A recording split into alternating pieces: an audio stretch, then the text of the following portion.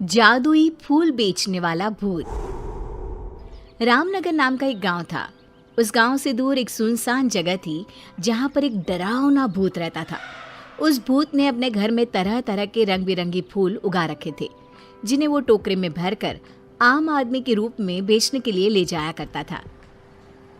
रामनगर के पास ही में एक बस स्टैंड था, जहां एक दिन वो भूत एक आम आदमी के रूप में अपना फूलों से भरा टोकरा लेकर जाता है और बोलता है, अरे वाह, फूल बेचने के लिए ये जगह तो सबसे बढ़िया है। यहाँ तो बहुत से लोगों का आना जाना लगा ही रहता है। तभी वहां एक बस आकर रुकती है और भूत जोर जोर से आवाजें लगाने लगता है। फूल ले लो, फूल, सुंदर सुंदर रंग बिरंगी फूल ले लो, फूल। तभी बस में बैठा एक आदमी फूल वाले को बुलाता है। अरे फूल वाले भैया, ये लाल वाले फूल कैसे दिए हैं? साहब, ये लाल फूल है 10 रुपए में एक। अरे भाई, 10 रुपए में सिर्फ एक? इतने में तो एक पूरी माला आ जाएगी। अरे साहब, चलिए आपको 10 रुपए में 2 फूल दे देता हूँ। घर जाकर अपनी धर्मपत्नी जी को दीजिएगा। ये लाल फूल देखेगी तो वो बहुत बहुत खुश हो जाएंगे। बस में बैठे कुछ और लोग भी उससे फूल खरीद लेते हैं और बस वहां से चली जाती है। भूत हंसते हुए बोलता है, आज तो मजा ही आ गया। मेरे काफी फूल बिक गए। अरे इन सब लोगों को क्या पता कि मेरे इन फूलों की खुशबू जो भी सुंदर औरत लेगी वो मेरे वश में हो जाएगी, और इन फूलों का असर सिर्फ सुंदर औरतों पर ही होगा, और वो सब छोड़ छाड़ कर मेरे पास भागी चली आएंगी। ऐसा बोलकर भूत जोर जोर से हंसने लगता है और अपने घर चला जाता है। फिर बस वाला आदमी अपने घर पहुंचकर अपनी पत्नी को बुलाता है और मुस्कुराते हुए उससे कहता है, ओ मेरी प्यारी शीला, अरे जरा देख तो आज मैं तुम्हारे लिए क्या लाया हूँ। अजी क्या बात है, आज तो आप बहुत खुश नजर आ रहे हो। मैं अपनी लाल परी के लिए लाल गुलाब लाया हूँ। अजी आप भी ना कैसी बातें करते हैं। ये गुलाब तो सच में बहुत सुंदर है। इसकी खुशबू से तो पूरा कमरा ही महक उठा। ये कहकर शीला फूल अपने बालों में लगा लेती है। फिर रात को वे दोनों अपने कमरे में सो जाते हैं। आधी रात होते ही शीला अपने घर से निकलकर भूत के पास पहुंच जाती है। अरे वाह, मेरे फूलों की खुशबू आखिर तुझे मेरे पास ले ही आई।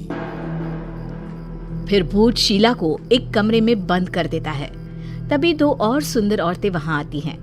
वे औरतें भी उस भूत के वश में होती है। भूत उन्हें भी ले जाकर शीला के साथ कमरे में बंद कर देता है। अगले दिन भूत फिर से आम आदमी का रूप लेकर बस स्टैंड पर फूल बेचने के लिए जाता है, और तभी लोगों से भरी हुई बस स्टैंड पर आकर रुकती है। फूल ले लो, फूल, सुंदर सुंदर खुशबूदार रंग बिरंगी फूल, हर तरह के फूल है मेरे पास। फूलों की माला, फूलों का गजरा, जो भी पसंद आए वो ले लो। अभी बस में 2 दोस्त रामू और श्यामू बैठे होते हैं।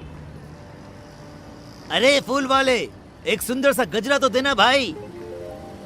अरे वाह रामू, क्या बात है, भाभी जी के लिए गजरा?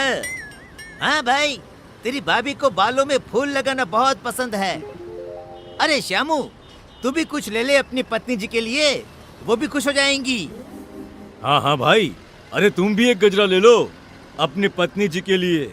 वैसे भी सुंदर औरतें बालों में फूल लगाकर और भी सुंदर लगती हैं। ठीक है भाई, अगर तुम इतना कह रहे हो तो एक गजरा मुझे भी दे दो। उसके बाद वे दोनों गजरा लेकर वहां से चले जाते हैं और घर जाकर अपनी अपनी पत्नियों को गजरा दे देते हैं। श्यामू अपनी पत्नी लीला से कहता है, सही कहा था उस फूल वाले ने, सुंदर औरतें बालों में फूल लगाकर और भी सुंदर दिखती हैं। जी आप भी ना कैसी बातें करते हैं। चलिए अब सो जाइए, काफी रात हो गई है। फिर वे दोनों सो जाते हैं। आधी रात होते ही लीला उठती है और अपने कमरे से निकलकर भूत के पास चल पड़ती है। तभी श्यामू लीला को बाहर जाते हुए देख लेता है और लीला को आवाज देता है, अरे भगवान, आधी रात को कहाँ जा रही हो? पर लीला पर भूत के फूलों का असर होता है। थोड़ी दूर जाकर लीला गायब हो जाती है और भूत के पास पहुंच जाती है। श्यामू ये सब देखकर डर जाता है। थोड़ी देर में सुबह होती है और श्यामू भागते हुए अपने दोस्त के पास जाता है और उसे सारी बात बताता है। अरे भाई, ये क्या बोल रहे हो? कल रात से तेरी भाभी भी नहीं मिल रही है। जब से उसने अपने बालों में गजरा लगाया तब से वह बस फूलों की बातें किए जा रही थी। भाई, हो ना हो हमारी पत्नियों के गायब होने के पीछे जरूर उस फूल वाले का हाथ है। फिर वे दोनों बस स्टैंड पर जाते हैं और फूल वाले का पीछा करते हैं। पीछा करते हुए वे भूत के घर तक पहुंच जाते हैं और चुपचाप खिड़की से देखने लगते हैं। फूल वाला आम आदमी अब अपने भूतिया रूप में आ जाता है, जिसे देखकर सारी औरतें बहुत डर जाती हैं और जोर जोर से चिल्लाने लगती है। अरे नाश पीटे, हमने तेरा क्या बिगाड़ा है जो तू हमें यहाँ पकड़ कर ले आया है?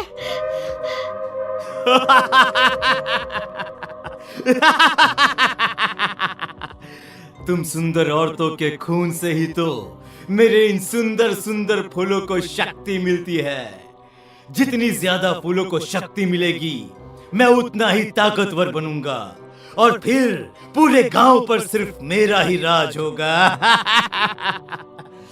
आज आधी रात को ही मैं एक एक करके तुम सारी सुंदरियों का खून अपने फूलों में डालूंगा। रामू और श्यामू ये सब खिड़की से देख और सुन रहे होते हैं। तभी रामू बोलता है।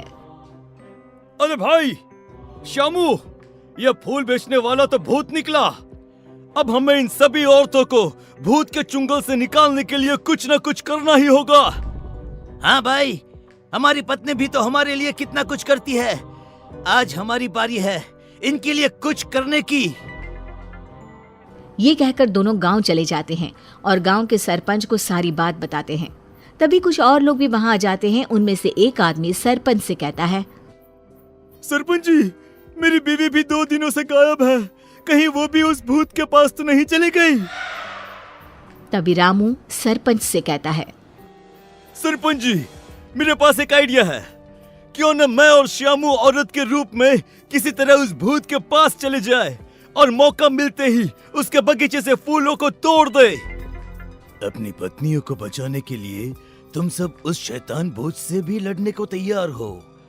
ये देखकर मुझे बहुत खुशी हो रही है। अरे भाई रात होने वाली है।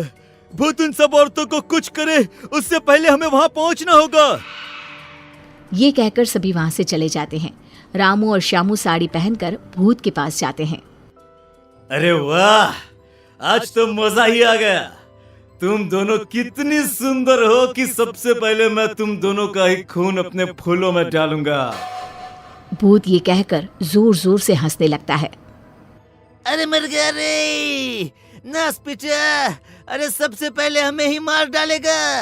रामू मौका देखकर सरपंच और गांव के बाकी लोगों को भूत के फूलों के बगीचे में ले जाता है और सभी मिलकर फूलों को तोड़ देते हैं। जैसे ही फूल टूटते हैं भूत जलने लगता है और जोर जोर से चिल्लाने लगता है। तुम दोनों ने मेरे साथ धोखा किया है, मैं तुम दोनों को नहीं छोड़ूंगा। आखिर भूत राख में बदल जाता है। सभी औरतें भूत के चंगुल से निकलकर बहुत खुश होती हैं और सब अपने गांव